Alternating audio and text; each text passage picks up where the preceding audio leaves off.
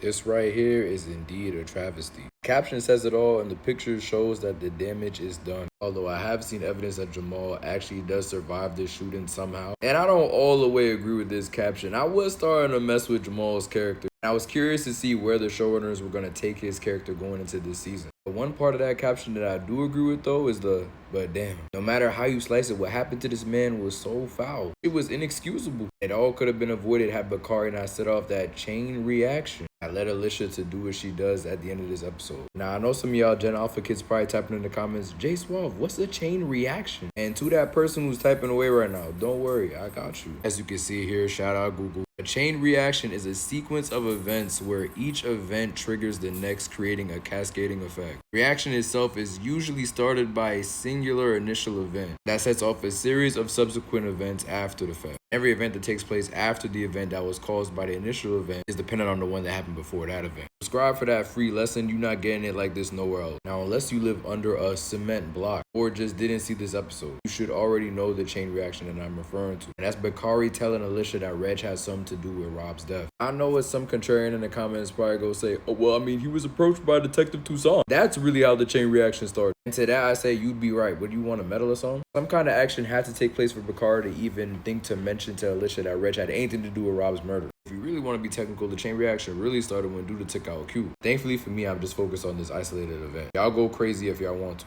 For the sake of this episode, Bakari's decision to tell Alicia that Reg was the one who took out Rob. In the moment, it's not bad thinking on Bakari's part. To begin with, he doesn't even want to have this conversation with Alicia. Detective Toussaint putting the pressure on his ass. It was her bringing up the fact that she would go to talk to Lynae if he had nothing to say that made him do what he did. Not only that, but her being so dead set on the fact that Reg was the one who committed the murder makes it easier for him to give his boss Nuck an out in this situation, which is something that's insane to me. The fact that Nuck has this level of plot armor, where his biggest op currently and the nigga that don't really want to work for him no more are bailing him out in this situation that he's causing. He's the reason why Alicia is out here crashing out on random civilians. And throughout this entire 6-episode season, they've been defending him like their lives depend on it. Bakari's life might actually depend on it. But Alicia, you purposely ignoring the fact that this man had something to do with Rob's death and believing what he said about Zay being the one to murder Rob. Then going through with it, murdering Zay, only to bring up to Tiff a couple episodes later that no, you actually believe that Nuck has something to do with Rob's murder. And then you still go on to do what you did in this episode with no extra information. Ironically enough, Alicia reminds me of two prominent characters in Power Book 2. There's the fiery, crash-out ways of Monet, consistently making rash, bonehead plays that put her and her family further in jeopardy in these streets. You got the Noma side to her where she presents herself as this boss, but really she's just living in the delusion. Everybody else is doing the hard work for her. When she gets you under her finger, she just has a way of stringing you along for this dangerous-ass ride. You could ask Mecca, Kane, Davis, Obi, Tariq, whoever you want to ask, bro. And it's the same way with Alicia. She got shot on her finger. She got Bakari on her finger now that he owe her everything. And once Tiff have that baby, she go have Tiff under that finger too. Let me know though, Chaz, that W comparison for Alicia, a little mix of Monet and Noma from Power Book 2, what you think? After this conversation with Detective Toussaint, Bakari immediately goes to Alicia to tell her that Reg essentially killed Rob. Mind you, she don't know who this man is. We never seen him on the street, nothing. We already know my boy was gone for 5 whole seasons. Now, Bakari couldn't provide her with a picture, but he did provide her with an address, which honestly should have been enough for her to identify who Reg was, but we're gonna get to that. Now, she pulls up on this location that Bakari sent her, and I'm thinking she just go scope out the scene and at least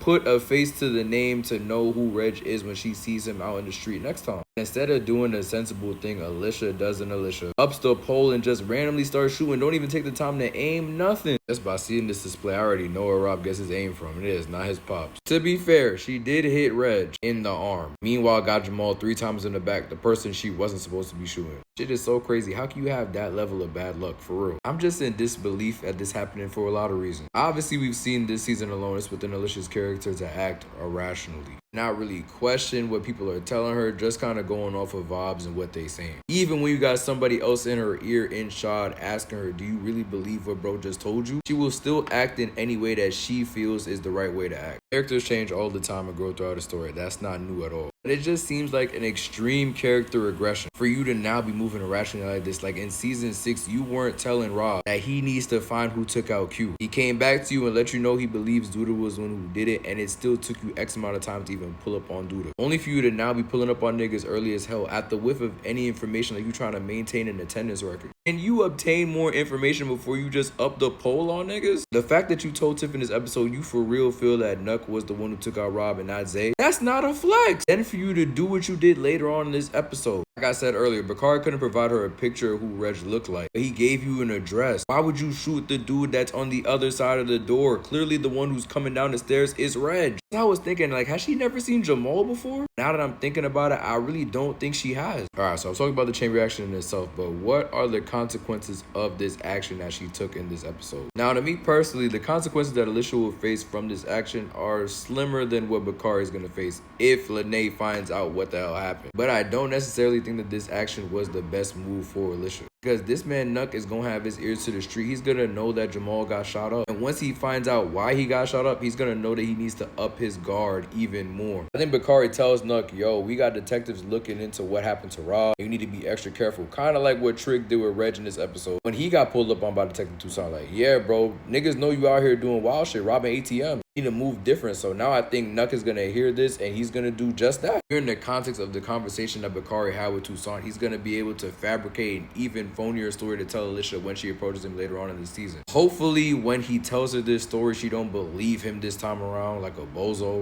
We just gotta wait and see on that shit. The consequences Bakari could and more than likely will face for this will be huge. I know when Bakari hears this news, he's gonna be punching in the air. No way he intended for shit to go down like this. Like, what are the odds of Jamal's delivering food at that hour, much less to Reg? And Alicia is scoping out the same night, probably within the same hour that Bakari lets her know the address to Reg's location, and that he would end up shot by Alicia and not Reg. That boy needed to pray at that very moment that Lynae never find out what actually happened. You gotta remember, Jamal was actively telling Lynae, look, you need to leave this Bakari kid alone all last season. He's bad for business, and look at what it's led to. Now, obviously, Bakari didn't have these intentions, like I said. And I feel bad for bro, because I've really been pushing for him to be the main character of this series. I feel like it's been so many death flags that's been on this man's head this whole season. Wayne's been calling it. This action that Alicia took in this episode don't help his case. So at this point, I'm just sending prayers to Bakari, bro. On top of the fact that he's still attached to Alicia, like, Lord knows what else this lady's gonna get bro into. Do we see Alicia's empire get tested in these coming episodes? Will somebody slide for Jamal from his past, potentially catch Shaw lacking, which will leave Alicia open to attackers? Lord knows she got nobody else on her security detail.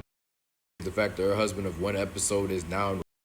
I don't know the fix, man, but we need to get this monster whose name is Alicia off of these streets. We definitely need to do the same for Nuck too, and Reg. He getting his own video. This lady has absolutely got to go, because at every corner, she's creating the monsters that she swears she's trying to get rid of. She's a hypocrite. Telling the pastor, keep the kids close, pastor. Just make sure you keep those demons close by too, so I can swoop in and take them out on some Robin Hood shit. But in reality, you dropping off bodies in relation to your son's death that's not even really related to your son's death. If you just took a moment to think and ask around the block, ask around in your circle, ask Jake or Trig, you would know that this man Reg was missing for the past 5 seasons and would have no motive to want to take out Rob. Unlike Nuck. And what's sad is that I don't even think Bakari expects Alicia to ask any questions, which is dumb on his part, because if she did something so simple as to just ask questions before she went out and shot Jamal, that would have came back on his ass. Because now we know Reg was gone for 5 seasons. And with this conversation you just had with Alicia, now she knows that detectives are looking at you. For what reason? Start making her think maybe you had something to do with Rob's death. Or maybe the niggas you running with, i.e. Nuck. It's closed, season over. But y'all know Alicia is going Alicia. Big up to Lynn Whitfield though. She does an amazing job in these roles. If you have not watched Greenleaf, these characters are literally carbon copies of one another. Only Alicia does way more killing. Shout out to Lynn Whitfield though. She be hooping in this role. That's all I got for y'all for this video though, man. What do y'all think of the 2 biggest bozos in the Shy currently? How bad will the blowback of Jamal shooting be for these 2 characters? What do we expect to happen to both of them as we continue to progress throughout this season? I'll be your host, Jay, so I hope you've been entertained, and we gonna talk soon. Peace, y'all.